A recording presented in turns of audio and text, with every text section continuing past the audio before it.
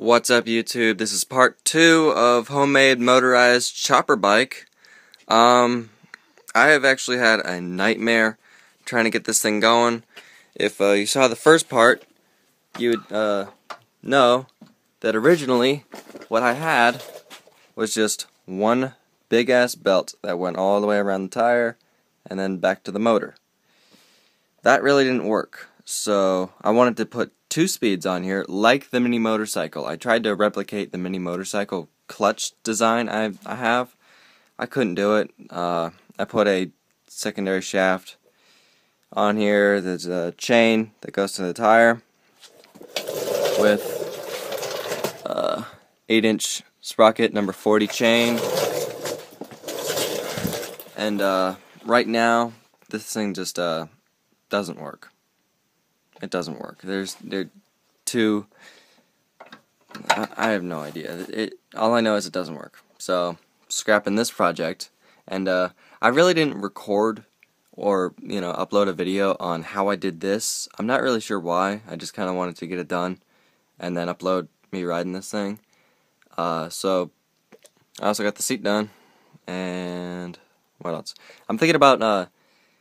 I'm not sure if I'm gonna have to put the centrifugal clutch on the secondary shaft, because the shaft is cut. My dad had to cut it for a different project. I took this off my dad's log splitter, and he had to cut the shaft to fit the hydraulic pump on. So the shaft is like 2.5 inches. It's normally I believe 4 inches or 4.5. I don't know. It's early. I'm tired. Anyway. I'm not going to be able to put the centrifugal clutch there. I'm going to have to put it on the secondary shaft and then just run a chain around here, and then I'm going to have to figure out the gearing to make this thing have some power but be fast. I want this thing to be fast.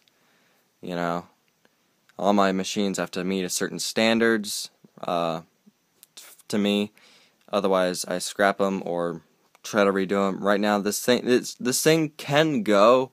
It moves, but it's just not that fast at all. It just doesn't meet my standards. So therefore, I'm redesigning it, putting a centrifugal clutch on here, and gearing it way low so it'll go fast.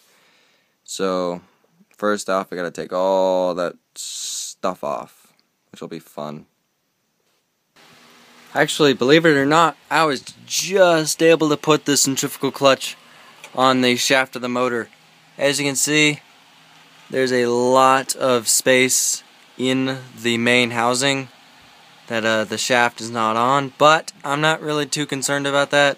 I welded this little sprocket on, or this little shaft, and then I'll just put that washer and screw in a bolt.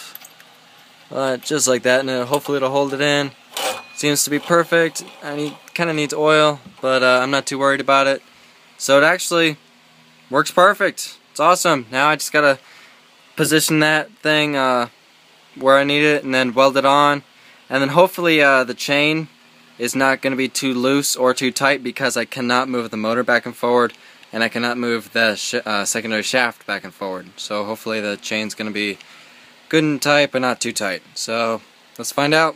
So got the centrifugal clutch on, got the chain on, got the sprocket. The sprocket's actually a pretty good size. This thing doesn't go too fast, but if I am selling this thing, which what I'm thinking about doing, I don't want this thing going too fast and having them wipe out and potentially sue it or whatever. The chain is pretty loose, but oh well, too bad. I can't really do anything about it, because I can't move the motor up and down, and I can't move that thing up and down. So I could put a wheel on here to tension this thing, but this is number 40 chain, and it's rarely that these things ever pop off, because they're so big, which is really nice, which is the main reason why I use number 40 chain. So I would really highly recommend using number 40 chain, because they almost rarely never pop off, which is nice. So this is probably the end of part 2, this video, and part 3 is hopefully going to be me riding this thing. I'm probably going to paint this thing, before that because this frame's kind of really rusted out and spokes or those things. I can't really think of them right now. It's been a long day for me. Those things are rusted out. I need to just paint this whole frame and clean it up. I want to. I have on another project a gas tank that would perfectly fit right there.